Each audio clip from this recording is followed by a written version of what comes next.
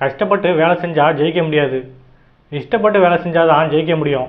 இந்த வசனம் தமிழ் சினிமாவிலே நிறைய வந்திருக்கு. இது 100க்கு 100 உண்மையான விஷயந்தான்.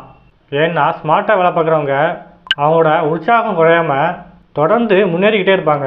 ஆனால் கஷ்டப்பட்டு வேலை பார்க்குறவங்கள பார்த்தீங்கன்னா எப்போ பார்த்தாலும் புலம்பிக்கிட்டும் குறை சொல்லிக்கிட்டு தான் இருப்பாங்க. இது வேலையில் மட்டும் இல்லைங்க, நம்ம வாழ்க்கையிலும் கூட மகிழ்ச்சி இல்லாமல் செய்கிற விஷயம் எதுவுமே நமக்கு முழுமையான பலனை தராது அப்படிங்கிறது தான் உண்மை. நாம் பணம் சம்பாதிக்கிறதுக்கும் செல்வத்தை சேர்க்கறதுக்கும் கூட இதே ரூல் தான். பணம் சம்பாதிக்கிறது ஏன் இவ்வளோ கஷ்டமாக இருக்குது அப்படின்னு சொல்லி நிறைய பேர் கேட்குறாங்க. இப்படி கேட்குறவங்க எல்லாருமே அவங்களோட நிதி சார்ந்த பழக்க வழக்கங்களை சரியாக கவனிக்காதவங்க தான் இருப்பாங்க. நம்முடைய வாழ்க்கையில் பள்ளி பருவத்திலிருந்து முதுமை பருவம் வரைக்கும் நாம் பல்வேறு காலகட்டங்களை தாண்டி வந்திருக்கோம். நம்ம எல்லாத்துக்குமே ஒரே மாதிரியான பொருளாதார சூழல் இருக்கிறது கிடையாது. அதே மாதிரி எல்லாத்துக்குமே சமமான கல்வி கிடைக்கிறது கிடையாது. கூடவே எல்லாருடைய வாழ்க்கை சூழலும் ஒரே மாதிரி இருக்கிறது கிடையாது. இதனால தான் நம்ம ஒவ்வொருத்தருடைய பொருளாதார நிலையும் பழக்க வழக்கங்களும் நிதி அறிவும் வெவ்வேறு மாதிரியாக இருக்குது. ஸோ இதனால் நாம் தெரிஞ்சே சில தவறுகளை செஞ்சிடறோம், அதே மாதிரி தெரியாமலேயும் சில தவறுகளை செஞ்சிடறோம். அதுக்கப்புறம் பின்னாடி வரக்கூடிய நாட்களில் கண்ணு கெட்டு போன பிறகு சூரிய நமஸ்காரம் பண்ணுற மாதிரி வயசான காலத்தில் என்ன நினைக்கிறோம்னா, நான் இளம் வயதிலேயே அப்படி செஞ்சுருக்கக்கூடாது, இந்த மாதிரியான முடிவை எடுத்துக்கக்கூடாது அப்படின்னு சொல்லி வருத்தப்படுறோம். நாம் முதுமை காலத்தில் இந்த மாதிரி வருத்தப்படுவதனால எதுவுமே மாறப்போகிறது கிடையாது. ஏன்னா கடந்த காலத்தையும் இழந்த வாய்ப்புகளையும் நாம் திரும்ப பெறவே முடியாது. ஸோ அதனால் நாம் இளமையிலேயே ஒரு சில தவறுகள் செய்யாமல் இருந்தோம்னா முதுமையில் நிம்மதியாகவும் மகிழ்ச்சியாகவும் இருக்க முடியும். இதில் நீங்கள் பணக்காரர் ஆக முடியாமல் தடுக்கிற ஒரு 4 விஷயங்கள் இருக்குது. அது என்னென்ன அப்படிங்கிறத பற்றி தான் இந்த வீடியோவில் பார்க்க போகிறோம். வாங்க வீடியோக்குள்ளே போகலாம்.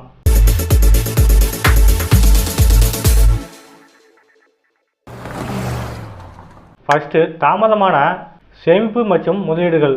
நம்மளில் பெரும்பாலான ஆட்கள் செய்கிற தவறு இதுதான். காரணம், அவங்க எப்போனாலும் சேமிக்கலாம், எப்போ வேணாலும் இன்வெஸ்ட்மெண்ட் பண்ணலாம் அப்படின்னு நினைக்கிறாங்க. நம்மக்கிட்ட எப்போ பெரிய அமௌண்ட் கிடைக்கோ அப்போ சேவிங்ஸ் பண்ணலாம், இன்வெஸ்ட்மெண்ட் பண்ணலாம் அப்படின்னு நினைக்கிறாங்க. இன்னும் சிலரை பார்த்தீங்கன்னா செலவுக்கே காசு இல்லை, நான் எங்கே சேவிங்ஸ் பண்ணுறது அப்படின்னு சொல்லி சொல்கிறாங்க. இது ஒரு தவறான பார்வை அப்படின்னே சொல்லலாம். உங்களோட வருமானம் 10,000 இருந்தாலும் சரி, 10 லட்சமாக இருந்தாலும் சரி, உங்களோட சேமிப்பு மற்றும் முதலீடுகளுக்கு ஒரு குறிப்பிட்ட சதவீத தொகையை ஒதுக்கி வைக்கிறத பழக்கமாக வச்சுக்கணும்.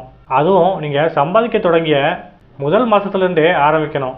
சப்போஸ் நீங்கள் இது வரைக்கும் சேவிங்ஸே பண்ணலைன்னா இதுக்கு அப்புறமாவது பண்ண ஆரம்பிங்க.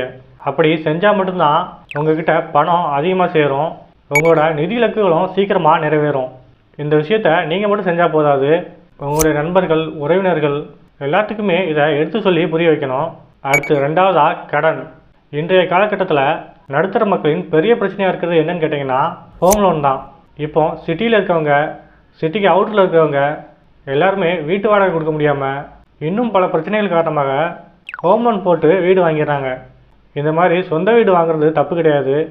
ஆனால் இது வாங்குறதுக்கு முன்னாடி நம்முடைய வருமான ஆதாரம் எவ்வளவு, நம்மக்கிட்ட எவ்வளோ சேமிப்பு இருக்குது, செலவுகள் எவ்வளோ இருக்குது, நம்முடைய வேலையின் எதிர்காலம் எப்படி, கடனை அடைக்கக்கூடிய திறன் நம்மக்கிட்ட இருக்கா, இந்த மாதிரியான விஷயங்களெல்லாம் யோசிச்சு பார்க்காம வெறும் சென்டிமெண்ட்டாக மட்டும் கடன் வாங்குறது தப்பு. 3 பேர் மட்டும் இருக்கிற ஃபேமிலியில் 2 பெட்ரூம் ஹால் கிச்சன் அல்லது 3 பெட்ரூம் ஹால் கிச்சன் இந்த மாதிரி வீடு வாங்குறது, ஒரு கணிசமான முன்பணத்தை சேமிக்கிறதுக்கு முன்னாடியே வீடு வாங்க பிளான் பண்ணுறது, ஒரு பெர்மனண்ட் ஜாப் இல்லாமலேயே வீடு வாங்குறது. இன்னொரு பக்கம் பார்த்தீங்கன்னா வாடகை வீட்டில் இருந்துகிட்டே கார் வாங்குவாங்க, அந்த காரை பார்க்கிங் பண்ண கூட வசதி இருக்காது. சேவிங்ஸ் எதுவுமே இல்லாத நிலையில் கூட கடன் வாங்கி கார் வாங்குறாங்க. ஒருவேளை நீங்கள் கடன் வாங்கி கார் வாங்க நினச்சிங்கன்னா இந்த விஷயத்தெல்லாம் கொஞ்சம் யோசிச்சு பாருங்கள். ஸோ உணர்ச்சி வசப்படாமல் அடுத்தவங்களுக்காக வாழ நினைக்காம எந்த கடன்லையும் சிக்காமல் ஓரளவுக்கு பணத்தை சேர்த்து வச்சுட்டு மட்டுமே உங்களுக்கு தேவைப்பட்டால் வீடு, காரு இது எல்லாத்தையுமே வாங்குறது சரியாக இருக்கும். இது எல்லாத்தையும் தவிர மோசமான கடன் என்னென்னா கிரெடிட் கார்டு கடன் தான். இன்றைக்கி நிறைய இந்தியர்களோட வாழ்க்கை கிரெடிட் கார்டில் தான் ஓடிக்கிட்டு இருக்கு.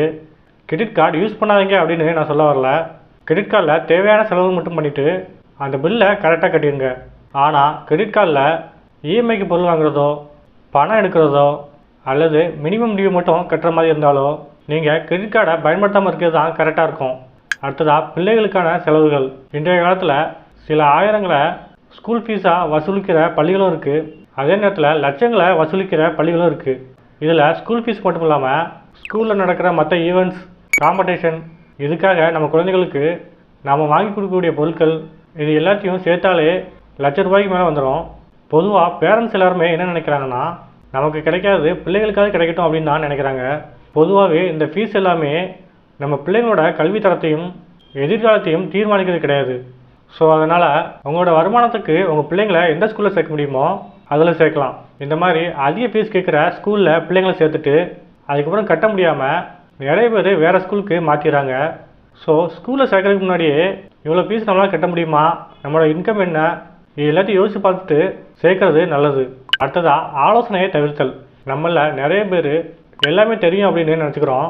ஆனால் நமக்கு தெரியாத விஷயங்களை சரியான ஆள்கிட்ட கேட்டு தெரிஞ்சிக்க முயற்சி பண்ணுறது கிடையாது. இதனால் பல தப்பான முடிவுகளை எடுத்துகிட்டு பின்னாடி சிக்கலில் மாட்டிக்கிறோம். இந்த மாதிரி பணம் சம்மந்தப்பட்ட விஷயத்துக்கு எல்லாத்துக்குமே ஒரு சரியான ஃபினான்ஷியல் அட்வைசரை நம்ம கன்சல்ட் பண்ணணும். அவங்களுக்கு கொஞ்சம் அமௌண்ட் தான் கொடுக்க வேண்டியிருக்கோம். நாம் அந்த அமௌண்ட்டை கொடுத்து ஆலோசனைகள் கேட்குறது மூலமாக நாம் எடுக்கிற முடிவுகள் நம்ம வாழ்க்கையின் முக்கிய திருப்பத்துக்கு காரணமாக அமையலாம். குறிப்பாக நீங்கள் ரிஸ்க் எடுத்து இன்வெஸ்ட்மெண்ட் பண்ணிங்கன்னா உங்களுக்கு எதுவுமே தெரியாத பட்சத்தில் அட்வைசரை வச்சுக்கிறது நல்லது. அவங்க மூலயமா உங்களோட நிதி இலக்குகளையும் அதுக்கான ஸ்ட்ராட்டஜியும் கேட்டு தெரிஞ்சு கொள்ளலாம். இந்த 4 தவறுகளையும் செய்யாமல் இருந்தாலே உங்களோட நிதி எதிர்காலம் சிறப்பாக இருக்கும். அது மட்டும் இல்லாமல் உங்களோட சேமிப்புகள் மற்றும் முதலீடுகள் மூலமாக நீங்கள் சீக்கிரமாகவே பணக்காரராக முடியும். நீங்கள் இன்வெஸ்ட்மெண்ட் பண்ணணும்னா அதிகமான ரிஸ்க் எடுக்கணும் அப்படிங்கிற அவசியம் இல்லை. உங்களுடைய தகுதிக்கு ஏற்ற மாதிரியான ரிஸ்க்கை நீங்கள் எடுக்கலாம். இதுக்காக low risk, medium risk, high risk இதுக்கெலாம் நீங்கள் எதில் இன்வெஸ்ட்மெண்ட் பண்ணலாம் அப்படின்னு சொல்லிட்டு என்னோட இன்வெஸ்ட்மெண்ட் பிளேலிஸ்ட்டில் பார்த்தீங்கன்னா இதுக்கான வீடியோலாம் இருக்குது. ஸோ இதெல்லாம் பார்த்து கூட நீங்கள் தெரிஞ்சுக்கலாம். ஸோ இப்படி உங்களோட ஃபினான்ஷியல் நாலேஜை வளர்த்துக்கிட்டால் மட்டும்தான் உங்களால் சீக்கிரமாகவே பணக்காரராக முடியும். ஓகே ஃப்ரெண்ட்ஸ், இந்த வீடியோவில் பயனுள்ள தகவல் இருந்துச்சுன்னா வீடியோவை லைக் பண்ணுங்கள், சேனலை சப்ஸ்கிரைப் பண்ணுங்கள். தேங்க்ஸ் ஃபார் வாட்சிங்.